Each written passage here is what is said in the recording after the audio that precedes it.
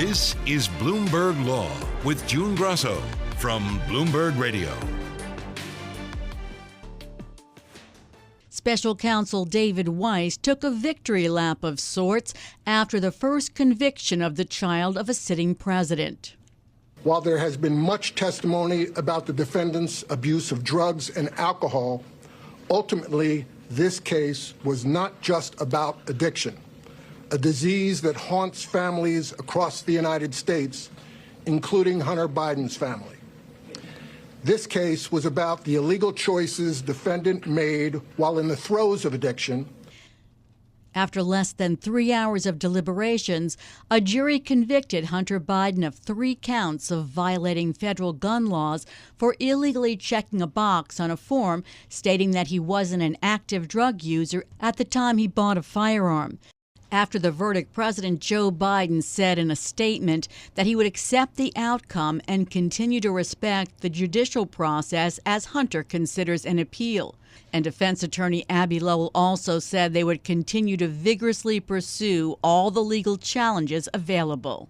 Joining me is former federal prosecutor Michael Weinstein, a partner at Cole Schotz. Michael, what's your initial reaction to the verdict? Not surprised. The government had the documents and the testimony which got them over the hurdle for a guilty verdict. Putting aside the legal case, I think it's a sad human story. It's sad for the family, whether or not you like his father's politics or not. It just reflects how deeply people go when they're addicted, whether you're Republican, independent, liberal, Democratic, or otherwise. It really shows the throes of problems that occur when people, have addictions. And that's sad on a human level. Did the defense arguments about the form, about Biden not knowingly violating the law, did they carry any weight, or was there only hope jury nullification? I don't think it carried much weight. Clearly, a 3-hour, decision by the jury reflects that. I think the jury just discounted that. The prosecution seemed to really drag Hunter Biden through the mud, not only the testimony of his ex-wife, ex-lovers, but pictures of him half naked with a crack pipe. And the prosecutor in the closing argument said, the evidence was personal, it was ugly, and it was overwhelming, but it was also absolutely necessary. Was it all absolutely necessary? It was a lot. It seemed excessive at times, and it certainly shows the frailty of Mr. Biden and, the depths of his addictions at the time. Whether or not it had a significant impact on the jury, unclear, but at times it seems like it was a little heavy-handed. Everyone seems to agree that the defense made a mistake calling Naomi Biden to the stand because on cross, the prosecution presented her with texts showing some strange, unexplainable behavior by Hunter Biden. But what else could the defense have done? Do you see anything else that the defense could have done? Look, they were in a difficult position. Their hands were tied to a great degree, and so their defense strategy is somewhat limited. And that might have been, one of the only moves they could try, but clearly it didn't work. Could Hunter Biden taking the stand have made a difference? He may be asking himself that. He might be asking himself that, but remember, he's got another more significant and more serious case that's pending in California. And so to have him on the stand, expose him to cross-examination, I think was just too dangerous. 3 jurors who spoke to CNN after they reached a guilty verdict said they believed they had no choice but to find Hunter Biden guilty, but said they questioned whether the criminal case ever should have been brought against Biden. One juror said, the case seemed like a waste of taxpayer dollars. It's an interesting perspective, and certainly commentators are going to, latch on to that pretty quickly. But the case was brought, and it was tried, and a conviction was obtained. And so, should it have been, and, whether or not politics played a role in this, we may not know so clearly. One of the jurors who spoke to CNN said the vote was 6-6 last night, and it was 11-1 this morning. Does that show the jury process working? Does that show a juror not able to hold out? That's a big swing. Certainly that's a pretty significant swing, and I wonder what convinced the 5 or 6 that, went from the no column to the yes column what convinced them to change their mind? Was it some additional evidence that they reviewed for the second or third time, or was there some perspective that another juror gave which convinced them? And I'm sure at some point in the future, those people will speak out and we'll probably learn a little bit more. Can any of that be used in an appeal? No, unless it was impropriety by the jury, something, untoward and improper by the jury, or if they use some outside evidence, then you would have questions that would arise as to the validity of the verdict. So the special counsel, David Weiss, took a sort of victory lap after the verdict. Was that appropriate when he has another case against Biden pending? Look, I'm not going to comment on, whether or not a special counsel should be, taking victory laps in the midst of other more significant cases. I think that's a decision for him and for the Justice Department and others to comment on. But, my rule of thumb, when I worked at the Department of Justice was to be humble, appreciative, and to keep your head down and just work and proceed forward on the next case. He technically faces 25 years on all three counts. What's a likely sentence? What's a judge going to consider here? Yeah, I don't think he's going to end up doing any jail time. I think he's a first-time offender. He has now a job. He's a recovering addict or alcoholic. So there are reasons and justifications that the judge can use under federal statute, which could have his sentence be whether it's probation or whether it's house arrest or something in community service or something equivalent to that. I do not foresee him going to prison on these charges. So the judge said something about sentencing in 120 days. Should he be sentenced before the California trial or after the California trial, or does it not matter? I think you're right. I think that's a difficult question. Traditionally, the judges like to sentence between 3 to 4 months after a jury verdict or a plea. So it will be interesting to see whether it actually happens before the California case. I don't know if the judge was holding off setting a sentencing date for that reason, to really look into the issue. But my gut tells me they'll schedule sentencing shortly. Let's talk about some of the appellate issues. What appellate issues do you see? Well, there's always evidentiary issues, the admission of evidence, motion to exclude certain evidence or exclude certain testimony, whether or not documents were entered appropriately, whether the scope and breadth of the testimony was appropriate. Things of that nature are the traditional hallmarks of an appeal. After the verdict, some of the jurors questioned whether a case like this should even have been brought. I mean, you have a drug-addicted person who fills out a form and lies to get a gun, but then doesn't commit any crimes with that gun, and in fact abandons it. I would say it's highly unusual, and unfortunately, I think what we saw was political pressure and the optics of politics at play. And unfortunately, Biden was impacted and had to go to trial as a result. I don't think normally if this fact pattern existed with anybody else but the name Biden, it probably would not have been brought. And if it was brought, it probably would have been pled out for terms that, are reasonable. And tell us about the California tax case, which everyone seems to think is much more important. Yeah, it's a tax case where he is alleged not to have paid taxes on over $1 million of income. And that case can hurt him. That case can really hurt him, both financially, but also from a potential jail time. That has serious consequences. What kind of jail time is associated with that? The jail time is contingent upon the tax loss amount that the government proves at trial.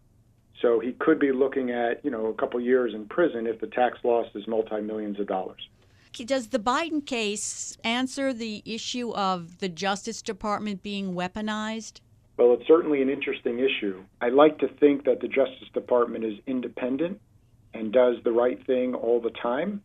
Maybe that's just the former DOJ lawyer in me saying that. But here, it does appear that they were influenced by the politics of the day. And by bringing the case, they can try to show or trumpet that they were independent enough to bring a case against the sitting president's son.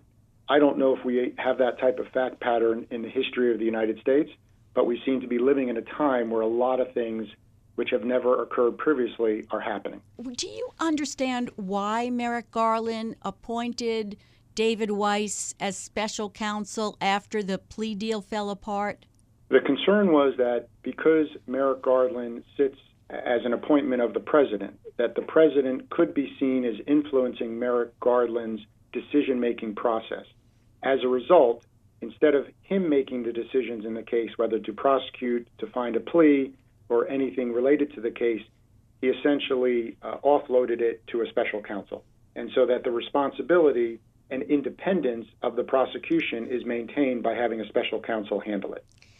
But do you think that there's pressure on a special counsel not to take plea deals, but rather to bring things to trial and try to get verdicts so they can say, look what I've done? It's absolutely a great question, June, and I think every special counsel probably feels some pressure for a result, whether the result is a non-prosecution, like when Robert Hur found some non-prosecution last year, or whether or not it's a Lewinsky matter, where the special counsel went off on other issues but did find, criminal and civil and congressional issues to pursue. I do think there's a certain mentality that you have to justify your appointment and find something, but it's a great question, June.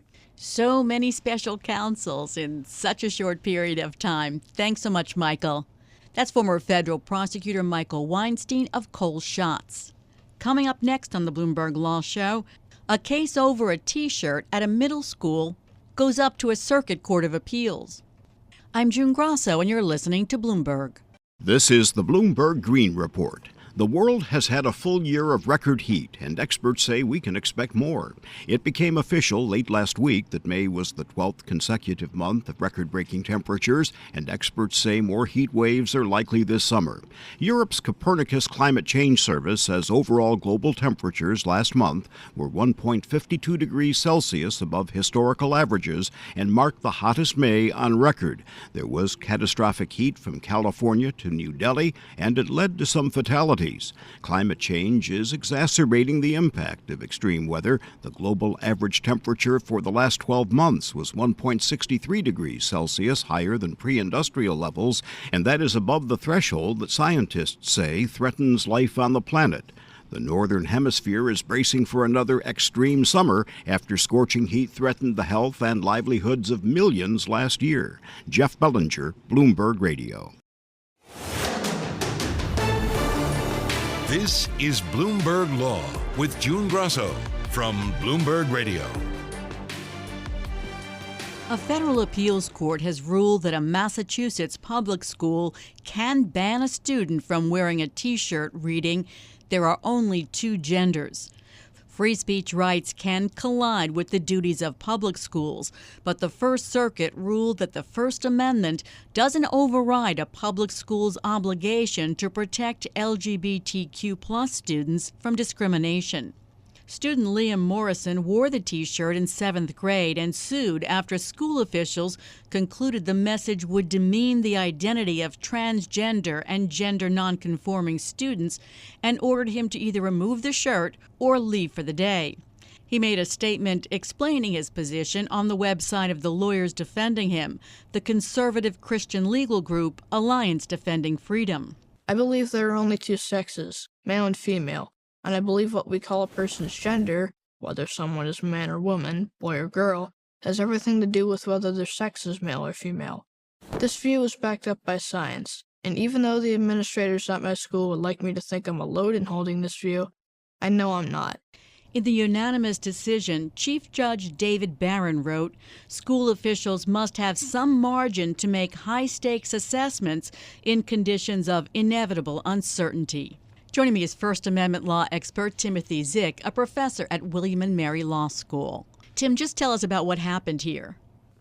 Yeah, so the 12-year-old student was told that he could not wear a T-shirt that read, as you said, there are only two genders, pursuant to a provision of a public middle school dress code. And when he was told he couldn't wear that shirt, he came back a little bit later with a T-shirt that said the same thing, except only two was covered by a piece of tape on which was written the word censored. So there are actually two T-shirts here. The student was told he couldn't wear either one. The school's dress code required that, quote, clothing must not state, imply, or depict hate speech or imagery that targets groups based on race, ethnicity, gender, sexual orientation, gender identity, religious affiliation, or any other classification. Are those kinds of dress codes considered constitutional? I mean, this court actually addressed whether the code itself was constitutional, and it said it was. I mean, there's no sort of juridical category of hate speech that's uncovered or unprotected by the First Amendment. So if this was language that was applied in, say, a statute or a regulation with respect to speech, say, in a public park or on a public street, it would be very problematic. But in the context of schools and their dress codes, courts have been a little more lenient in terms of allowing them to regulate with that kind of language and saying, well, it's not unconstitutionally overbroad because it only reaches certain kinds of specific speech. As long as that speech disrupts the school environment, then the policy itself can be considered valid. So it is language that raises a red flag, again, outside the school context. And one of the things about this case that's notable is that it takes place within the school setting, and the First Amendment applies differently there. Did the school just follow its dress code, or were there other factors that were considered as well? Essentially, the school applied its dress code, the provision that you referred to, referring to hate speech or imagery that targets groups based on, among other things, gender identity. And the court agreed with or deferred to the officials at the school who thought that the shirt was a commentary on gender identity, denigrating students who did not fit the gender norm or who were transgender or what have you. So the school's perspective is, we're enforcing our dress code, and when the father of the student asked, what was the problem, that's the explanation they gave him. And the student's lawyer said, this isn't about T-shirts. It's about a public school telling a middle schooler that he isn't allowed to express a view that differs from his own, and that the school actively promotes its views about gender through posters and pride events, and it encourages students to wear clothing with messages on the same topic. Does that advance the argument in any way? Yeah, so the baseline rule here is that K through 12 students don't shed their constitutional rights to free speech at the schoolhouse gate, but those rights aren't the same as the rights of students or adults to speak in, say, a public park or on a public street. School officials are allowed, to regulate speech if it substantially disrupts the school environment or if it invades the rights of others on campus. Those are the two main limitations, right? What they're not allowed to do is to sort of discriminate based on viewpoint, which is what the father and the student have alleged they've done here. One of the things to note about the cases involves the wearing of a T-shirt. So this isn't a case that says you can't say that there are only two genders. It's not a case that disallows or punishes the statement of that idea in any context. It's not a case about an assignment where a student takes that view or anything like that. So from the school's perspective, this is about the dress code, and this is about speech that disrupts the school environment, and that's how they defended their decision here. During the oral arguments, one of the judges contrasted the shirt with a brochure handed out by students saying, unlike those pieces of paper, a student couldn't throw away the shirt, and a T-shirt that is worn all day is worn all day. You have to look at it, you have to read it. Did that come into the opinion, that element? It definitely did. The court took into account the form of speech, right? The manner or the mode in which the speech is communicated. And as you say, as the court recognized, this is a T-shirt visible to any student throughout the day who happened to be sitting near or by this person or walked past them in the hallway. So it's sort of an ever-present message.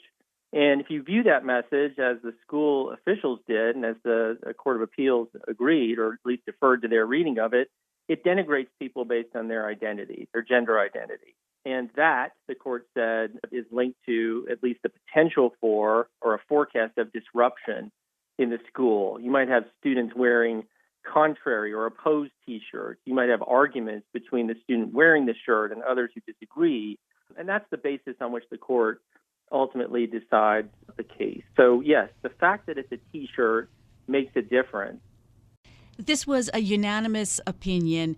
Explain more about how the judges came to the conclusion they did.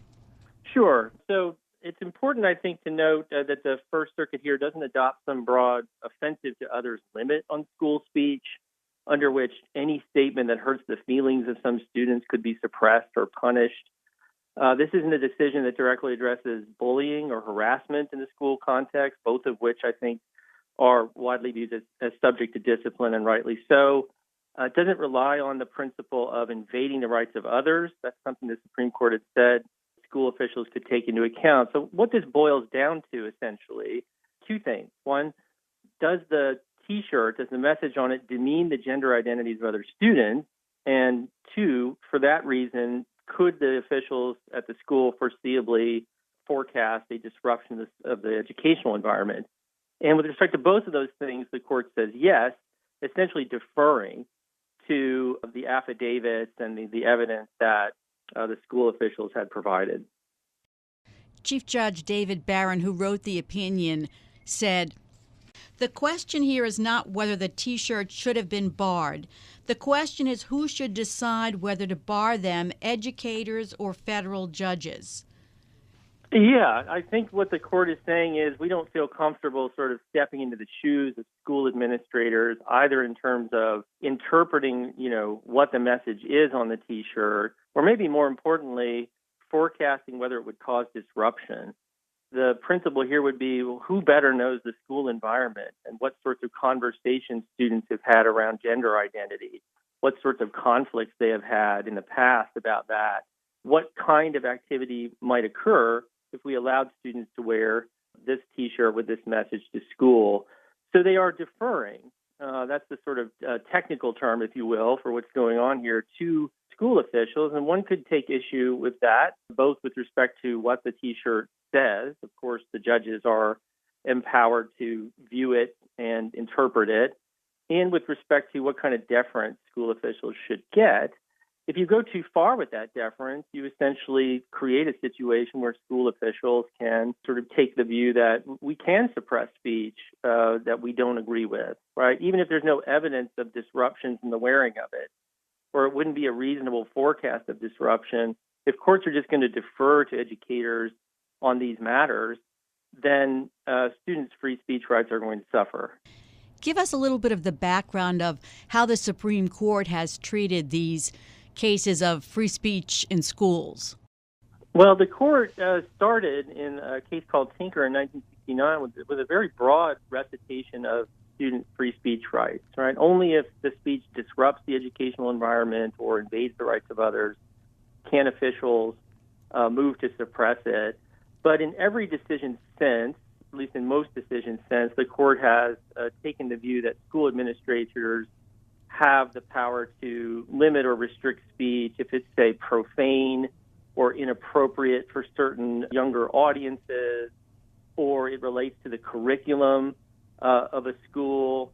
So it's pretty consistently since Tinker been the view of the court that school administrators should have a fair amount of leeway with respect to student speech. I will say they decided a relatively recent case that wasn't about speech in the school, but rather on social media outside the school. And in that case, they ruled in favor of the student. So to the extent that trend was moving in one direction, at least there's one case recently where the court sided with the student who had, used profanity, describing her experience with the cheerleading squad. Now I remember. Yeah. So it has been a while since the court took a case, a student speech case, and so it tried to clear up some confusion about what kind of authority school administrators have when the speech takes place off campus, using a student's cell phone, for example, on social media. Coming up next on the Bloomberg Law Show, I'll continue this conversation with Professor Timothy Zick of William and Mary Law School. The attorneys for the students say they'll likely pursue a further appeal, but that would require either the entire First Circuit Court of Appeals or the Supreme Court agreeing to hear their case. How likely is that? I'm June Grasso, and you're listening to Bloomberg. With the Bloomberg Small Business Report, I'm Steve Potusk, brought to you by Dell.com. Data counting small businesses from underserved economic and social groups entering the federal marketplace for the first time would be required under a new U.S. House bill. According to Bloomberg Government, H.R. 7988 would require the Small Business Administration's annual procurement scorecard to include the number of new service-disabled, veteran-owned small businesses, and historically underutilized business owns small disadvantaged businesses and women-owned small businesses. Along with collecting the data, the SBA would be required to assign a score to each agency, rating its performance and attracting new entrants. As federal contract spending has reached record levels, the count of small businesses receiving federal contracts fell 33% from 2014 to last year, including a nearly 50% drop in new small businesses. That's the Bloomberg Small Business Report. This is Bloomberg Law with June Grasso from Bloomberg Radio. A Massachusetts public school can ban a student from wearing a shirt reading, "There are only two genders." That's according to the First Circuit Court of Appeals, which said the First Amendment doesn't override a public school's obligation to protect LGBTQ+ students from discrimination. Chief Judge David Barron wrote, "While U.S. Supreme Court precedent holds that schools must permit debate over even the most contentious and controversial topics, that doesn't mean that our public schools must be a similar, unregulated place." The opinion offers more clarity on how the First Amendment collides with public school duties under standards set in the 1969 Tinker case at the U.S. Supreme Court. I've been talking to Professor Timothy Zick of William & Mary Law School. Before we go any further, Tim, tell us about the Tinker case. Yeah, so in Tinker versus Des Moines Independent Community School District in 1969, the court said that students do not shed their constitutional rights to freedom of speech at the schoolhouse gate, but it also made clear those rights are not the same as the rights of students or adults to speak in other places like public parks or on public streets. And even though the court held the student's speech there, which was the wearing of black armbands to protest the Vietnam War, was presumptively protected, it also said that student speech could be regulated if it falls into two narrow categories. One, it substantially disrupts the school environment, or two, it invades the rights of others on campus. Tinker is best known for that first part, the substantial disruption standard. And the court applied it in Tinker and said there wasn't any when the students wore their sort of passive armbands. In subsequent cases, it has not applied that standard. It has ruled against students, to be sure, but it hasn't really fleshed out what the substantial disruption standard is. Is this newly conservative court with this 6-member super conservative majority likely to follow the Tinker case and the cases that follow it, or could they decide to go off in a different direction? It's hard to say, obviously, right? But this is a court, the Roberts Court, that views itself as very protective of freedom of speech, or very supportive of freedom of speech. There is that recent case I mentioned where they sided with the students, indicating that, school officials should be aware that there are limits to their authority, right?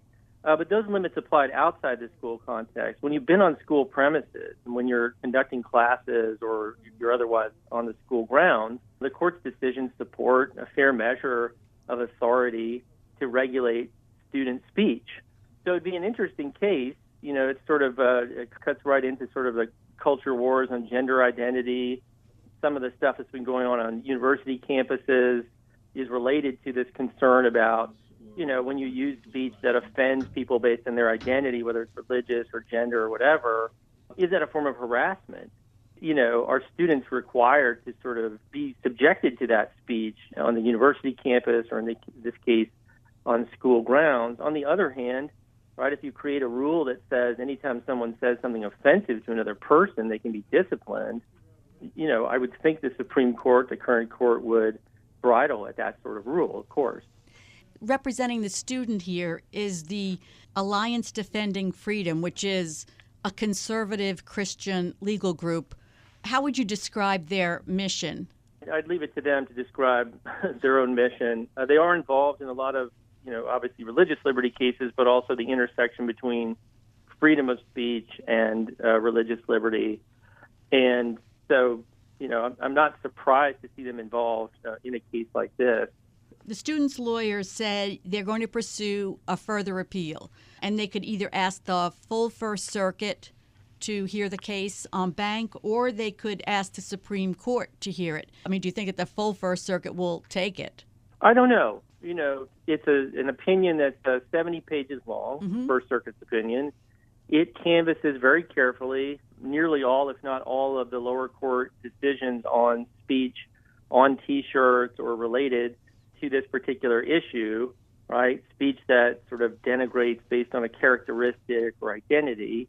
So it's careful in that sense. It does not do what the district court had done, which was to base its decision on that part of the Tinker case that says if student speech, quote, invades the rights of others, close quote, then it can be subject to discipline, and relied instead on the other part of Tinker that says, well, if speech may cause substantial disruption to the learning environment, it can be regulated on that basis. So to the extent they have shifted the grounds there, right, maybe it's a safer decision, but I would certainly expect it to be appealed maybe to the full First Circuit and probably to the Supreme Court. This is one of a number of cases challenging school policies aimed at protecting LGBTQ students. Would you say there are a lot of cases or just selective cases? I don't know that I'd say there are a lot of cases like this, but the First Circuit canvasses some of the cases that have come up in relatively recent years. There was a case involving a student who wore a T-shirt that said, quote, "Be happy, not gay." And the court in that case said there just wasn't any evidence of substantial disruption based on the statement, right? It took into account how derogatory is the statement, but ultimately it said there's no material disruption. There have been others. There have been other cases in the Ninth Circuit, for example, with respect to speech that was alleged to be derogatory with respect to gays and lesbians. So I can't say they're rare, but I don't know how frequent they are. There are very frequent debates about T-shirts. There's sort of a cottage industry of T-shirts litigation out there that involves this kind of speech, Confederate flag imagery, images of guns, political speech of all sorts. So in that sense, this case is not unusual. Maybe the dress code should just say no T-shirts, and that would solve some possible, of these problems. Right, right. Requiring student uniform is something that would do away with this part of student speech litigation for sure. From cheerleaders to T-shirts, we'll see if this case is one the Supreme Court takes. Thanks so much, Tim. That's Professor Timothy Zick of William & Mary Law School. In other legal news today, House Republicans want the tapes. They're moving forward with their push to hold Attorney General Merrick Garland in contempt of Congress for not turning over the tapes of President Biden's interview with the special counsel investigating alleged mishandling of classified documents. The transcripts of the interview have already been made public, but House Republicans, led by Congressman James Comer of Kentucky, are eager to get their hands on the actual audio recordings of those conversations. The Oversight Committee's February 27th subpoena required the Department of Justice to produce audio recordings of President Biden's interview with Special Counsel Robert Hur regarding the president's mishandling and improper disclosure of classified materials. The department failed to produce them. The Oversight Committee held a markup to consider a report holding Attorney General Merrick Garland in contempt of Congress and favorably passed that report. Today, during a markup of the contempt resolution against the Attorney General in the House Rules Committee, Comer expressed concerns that those transcripts may be inaccurate. It is insufficient to simply take the Justice Department at its word that the transcripts have not been altered. Democratic Congressman Jamie Raskin said Republicans' previous attempts to go after Merrick Garland have gone nowhere. They want to listen to the book on tape in a last-ditch attempt to blame a cabinet member for the spectacular failure of their laughingstock impeachment drive. And that's it for this edition of the Bloomberg Law Podcast. Remember, you can always get the latest legal news by subscribing and listening to the show on Apple Podcasts, Spotify, and at Bloomberg.com/podcast/law. I'm June Grasso, and this is Bloomberg.